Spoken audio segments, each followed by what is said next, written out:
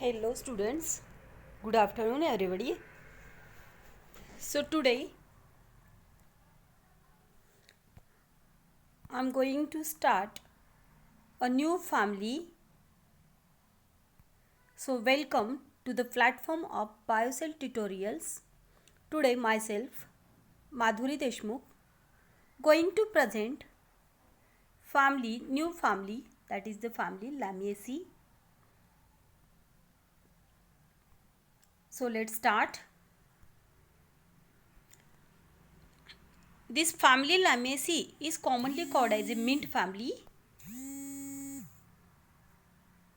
and the family is include about 260 genera and 3200 species worldwide. And in India, if we consider India, it is represented by 400 species. So the example of some Lamiaceae species are Scilus aromaticus, that is the ajwain. It is an aromatic herb with beautiful variegated leaves. Then Lycos lantana, it is the herb clothed with the white tomentose hair. Their surface is covered with the white hairs. Then Lavandula vera, it is having a aromatic smell. Flowering shoot yields volatile oil. Then some of the examples also I gave here, that is the Mentha piperata. It is cultivated in branching herb, perennate by means of the suckers. Then Royalia, it is woody plant and white pinkish, it shows the white pinkish flowers. Then we know that Ocimum xanthum, that is the tulsi, it is the sacred plant for Hindus, and also it is used as a medicinal purpose. Then Salvia, it is a ornamental herb. Thymus vulgaris also aromatic plant, and it yields the oil, and it also some medicinal uses. Now let us start about the characters of Lamiaceae. This is the sweet aromatic smell due to the presence of essential oil. Glandular hairs, sessile glandular hairs are present. Stem is the rectangular in cross section, aerial herbaceous and rarely woody also. Erect, prostate, hairy structure, solid or sometimes hollow. And the stem sometimes underground, shows the underground suckers like a mentha. Leaves are opposite, decussate, rarely they are showing the alternate. Simple and exstipulate with the hairs. Root is the taproot branch system, or rarely advantageous also like a mentha. Floral characters of family Lamiaceae, that is the inflorescence, is commonly verticillate, consisting of the pair of condensed digestional cymers at each node. Often the verticillates are grouped together in a thyrsus form, rarely solitary. Flowers are pedicellate or sometimes sessile, bractate, complete flower. So all of this terminology we have discussed earlier, so I think there is no need to discuss it once again. If you have any doubts or difficulties regarding this terminology, you can comment in comment section, so I'll satisfy you by giving answer. So let's come on the point. The flower is zygomorphic, and sometimes it is actinomorphic also in mentha. Hermaphrodite and rarely unisexual to pentamerous and hypogynous. So friends, let's discuss about the calyx. Calyx are sepal, and these are 5 in numbers.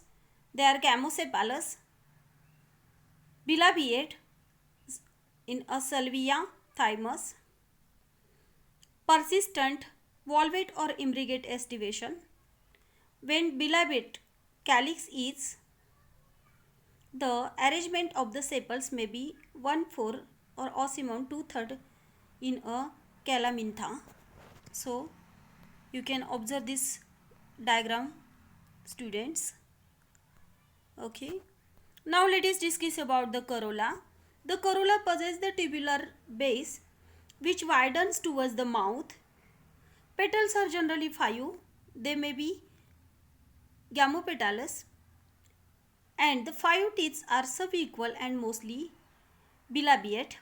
In Mentha, a 4-lobe corolla arises due to the fusion of 2 upper teeth. When a distinct bilobate condition is found, the arrangement of these petals may be gamopetalous, that is 2 petals in the posterior and upper lip and 3 in the anterior lower lip like a salvia, or also nepeta. Now let us discuss about very important part of the flower, that is androecium. It is typically only 4 stamens.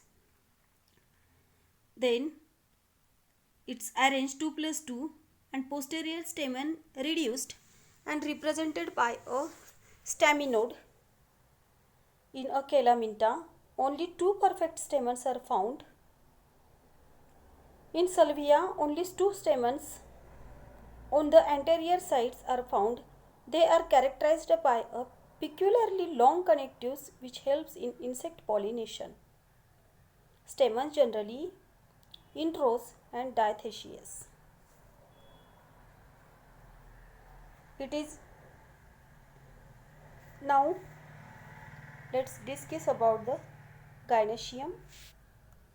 Gynoecium is bicarpellary, syncarpous, superior and situated on the hyphogynous disc-like bilocular, becomes a tetralocular also. Axial placentation shown by this gynoecium. 1 ovule represent in each locules. Stigma is bilobed. The gynoecium character is uniform without any variation. Fruit is schizocarpic or a nutlet. Seed is non-endospermic seed. So this is the floral diagram of Ocimum xanthum, and this plant is of Ocimum xanthum plantlet. Ocimum xanthum is nothing but the tulsi or holy basil. Habit is perennial herb. Strong aromatic smell. It shows very strong smell. Roots are taproot and branched in Ocimum xanthum. Stem is herbaceous, woody, aerial, erect, branch, and having the aromatic smell. Leaves are opposite decussate. They are simple, petiolate, exstipulate, ovate, shaped, serrate or acute margin, hairy and unicostate, reticulate venation. Androecium are 4, polyandrous, and they show the epipetalous structure. As we have discussed that epipetalous means they present, androecium present above the petals. Then diadanous 2 plus 2 arrangement. Anthers are versatile and are longer.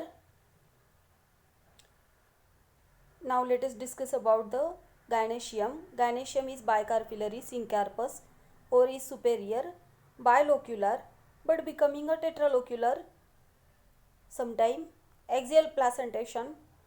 1 ovule is present in each locules. Style is gynobasic. Stigma is bifid. So these are some plantlets belonging from the family Lamiaceae. So thank you friends. This is all about family Lamiaceae. And if you have any doubts or difficulty regarding this, or any terminology related this, you can comment me in comment section. So I'll satisfy you, and please share this video to BSc second year students, because of that they will get benefit through this. And like and comments also. Thank you. Have a good day.